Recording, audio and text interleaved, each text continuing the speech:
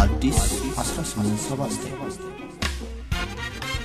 ውድ የአዲስ 1879 ቤተሰቦች ዝግጅታችንን ሰብስክራይብ ያድርጉ፣ ለወዳጅ ዘመዶ ያጋሩ፣ የሚሰማዎትን አስተያየት ይስጡን። ይህን ዝግጅት አድምጠው አንዳች ቁም ነገር እንደሚያገኙ እርግጠኞች ነን።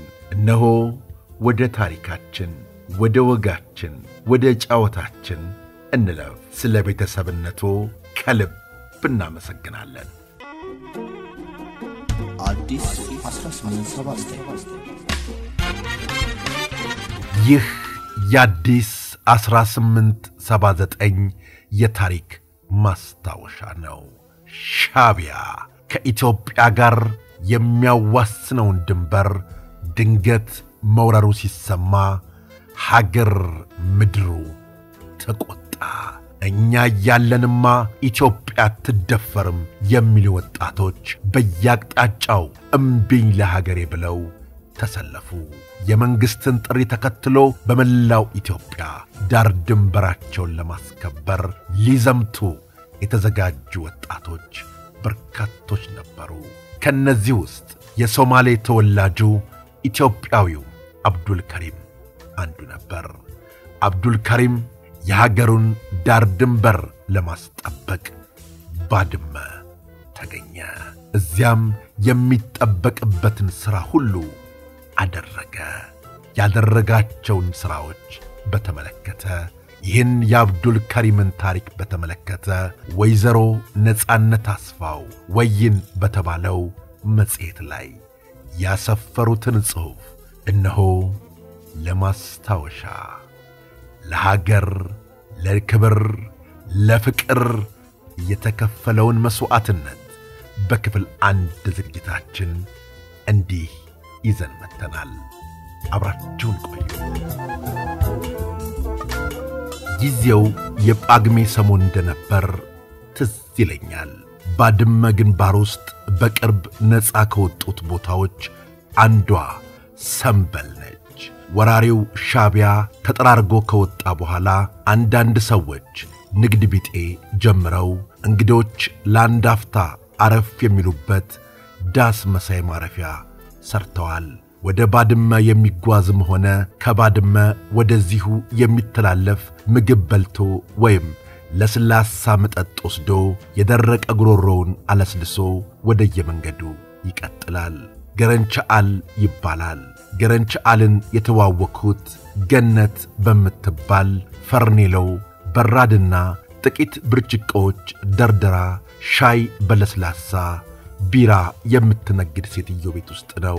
በወቅቱ ሰንበል ውስጥ ንግዱ ይሄ ብቻ ነበር። እንደ ኋላው ወይም ከተረጋጋ በኋላ የተለያየ ንግድ አልደራም ነበር። ገረንቻአል ዛላምበሳ ላይ ፎቶግራፍ አንስተሽኝ ነበር። አሁን በእጅሽ ይገኝ ይሆን? ብታሳይኝ እንዴት ደስ ባለኝ ይለኛል። እኔም ስንቱን ላስታውስ ብለኸኝ ነው። ሌላ ጊዜ ስንገናኝ ፊልሞቹን በቅርብ ቦታ ካገኘኋቸው አመች ሲሆን ቀኑን ብቻ አስታውሰኝ እንጂ የትም ማሄድ እንፈትሸዋለን እያልኩት እንዳለ ድንገት አንድ ወታደር ወደ ዳስ ውስጥ ይገባል። ረጅም፣ ቀጭን፣ ጠቆር ያለ ወታደር። ገረንቻአል አየሽው አሁን የገባውን ብሎ ጠየቀኝ። አዎ እያየሁት ነው። እናስ ምንድነው? ማን ነው? ካንተ ጋር ፎቶ ተነስቶ ነበር ብዬ መለስኩለት። ወዲያው ገረንቻአል ኢትዮጵያዊ ሶማሌ ነው አለኝ። እናስ አልኩት። እነኚህ የሶማሌ ተወላጆች እንዴት ጀግኖች መሰሉሽ! በአጠቃላይ ይህ ሰራዊት የያዘው የጀግና ብዛት ብታዩ እንዴት በጣም አስደናቂ መሰለሽ! ሶማሌው፣ ቤኒሻንጉል፣ አፋር፣ ጋምቤላ፣ ኦሮሞ፣ ትግራይ፣ አምሃራ፣ ደቡብ ሕዝቦች፣ ሐረሪው የስንቱ ጀግና የጀግና ልጅ ያንድነት እቅፍ መሰለሽ ብሎ ሲለኝ አንዳች መስህብ ቀልቤን ስቦት ላዳምጠው ቀጥል አልኩት። ቀጠለ። እንግዲህ ስለ አብዱል ከሪምና ዛህራ ላጫውትሽ ሲለኝ ይበልጡን አጓጓኝ እና መላልሼ ቀጥል አልኩት። አብዱልከሪም እኔ በተመደብኩበት አሃድ ውስጥ ነበር የተመደበው። 26 ዓመት ዕድሜ ሆነዋል። ረጅም ቀጭን ደማም ጸጉረ ልጫና ደም ግባት ያለው ነው። ባለቤቱ ዛህራ በ4 ዓመት ታናሹ ትሆናለች። በጣም ቆንጆ አንገተ ረጅም ጸጉሯን ይሄ ነው ማለት አልችልም። በቀይ መሸፈኛ የራስ መንዲል ሸፍነዋለች። ሁለቱም ባልና ሚስት ከመሆናቸውም በላይ ሁለቱም ዘመዳሞች ሳይሆኑ አልቀሩም። በባህላቸው ዘመዳሞች ይጋባሉ። ሁለቱም አብረው ሲሄዱ ያስቀናሉ። በጣም ሎጋ ውብ ወጣቶች ናቸው። ለመጀመሪያ ጊዜ ያየኋቸው ከመጀመሪያው የባድመ ጦርነት በኋላ ነው። ውጊያው ከተገባደደ በኋላ ዛህራ ቀብሪ ዳሃር ከሚባል ቦታ እሱን ለማየት ነበር የመጣችው። ያኔ በሕይወቱ ስላገኘችው በጣም እንደተደሰተች ትዝ ይለኛል። ከየትና ከየት ተጉዛ እሱን ለማየት መምጣቷ ገርሞን በአድናቆት ነበር የምንመለከታት። ምን ያህል ባሏን እንደምትወድ ስለገባን አብዱልከሪም ከሷ ጋር ወደ ሽራሮ ከተማ ሄዶ ናፍቆታቸውን እንዲወጡ ወሰንን። አብዱልከሪም ግን አይሆንም፣ እኔ ሽራሮ አልሄድም፣ ከሷ ጋር ቀን እየዋልኩ ማታ ማታ ከምድብ አህዴ ጋር ምሽጌ ውስጥ ገብቼ ነው ዘብ የምቆመው ብሎ መለሰልን።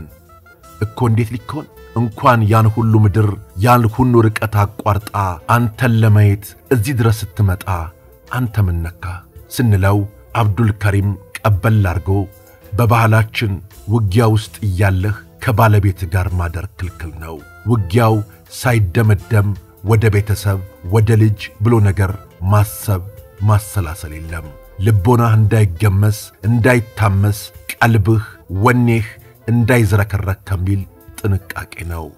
እርግጥ ቀን ከዛህራ ጋር ውላለሁ፣ ሌት ግን ወደ አሃዴ ወደ ምድብ ሄጄ ነው የምመሽገው። አንዳንድ ጊዜ እድል ተገኝቶ መኪና ቢገኝ ወደ ሽራሮ ጎራ እንላለን። አገሩንም አካባቢውንም ለመጎብኘት ያስችላታል ሲለን ገረመን። ከሁሉም የኢትዮጵያ አካባቢዎች ልጆቻቸውን ለማየት የሚመጡ አያሌ ናቸው። የቤትም መቤቶችም ባሎቻቸውን ለማየት የሚመጡ ብዙ ናቸው። አባቶች እናቶች ሁሉም ከልጆቻቸው ጋር በመሆን ናፍቆታቸውን ለመወጣት ሌሊቱን በሞላ አብረው ያሳልፋሉ። ነገር ግን የሱ በጣም ልዩ ሆነ። ለካ ብዙ ቆራጥ ውሳኔ ያለው ሰው በየቤቱ አለ እያልን እየተጨዋወትን ሰነበትን። በእውነቱ አብዱልከሪምና ዛህራ በጣም የሚዋደዱ ባልና ሚስት ናቸው። ኋላ እንደተረዳነው 2 ትንንሽ ልጆች አሏቸው፣ ወንድና ሴት ልጅ። ዛህራ ልጆቿን ከወላጆቿ ዘንድ ትታቸው ነበር ወደምትወደው ባሏ የመጣችው። ጊዜ ሲገኝ ለአካባቢው እንግዳ እንዳትሆን ባስተርጓሚ ዛህራን እናወራታለን። በእኛ አሃድ ውስጥ ሳልህ የተባለ የዶሽካ ምድብተኛ ነበር የሚያስተረጉምልን። ዛህራ አብዱልከሪምን አይታ አትጠግበውም። አይኑን ስታይ ነው የምትስተዋለው። በባህላቸው የሥጋ ዝምድና ያለውም ቢሆን መጋባት ነውር ስላልሆነ የሥጋ ነገርም ጭምር ስለሆነባቸው ይመስላል መቀራረብና መተሳሰባቸው በጣም የተለየ ሆኖ ነበር የማየው።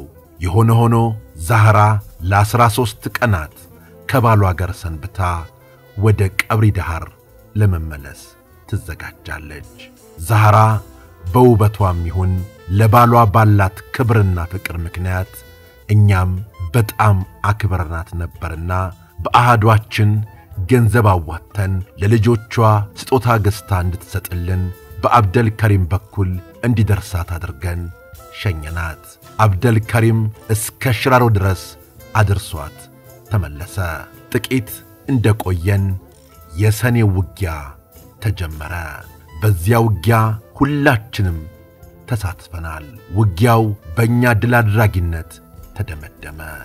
ግን አለ ገረንችኤል፣ እኔም ከተመስጦዬ እንደመባነን አልኩና እባክህ አንዳች ነገር አታሰማኝ፣ አብዱልከሪም ተሰውቷል እንዴ ስል ጠየቅሁት። ታሪኩን እስክጨርስልሽ ታገሽኝ፣ ምን እንደገጠመው ታውቂያለሽ አለኝ። ቀጥላልኩት ከዚያስ በኋላ አብደል ከሪም ምን ሆነ ምን አጋጠመው ዛራስ ምን ሆነች ካላችሁ እነሆ በክፍል 2ና በመጨረሻው ዝግጅት የዛራንና የአብዱል ከሪምን ታሪክ ይዘንጣለን ውድ ቤተሰቦቻችን ስለ አብሮነታችሁ ስለ ወዳጅነታችሁ ከልብ እናመሰግናለን በቀጣይ እንዲሁ እንዳማረብን ተመልሰን መጣለን እናመሰግናለን አዲስ 1879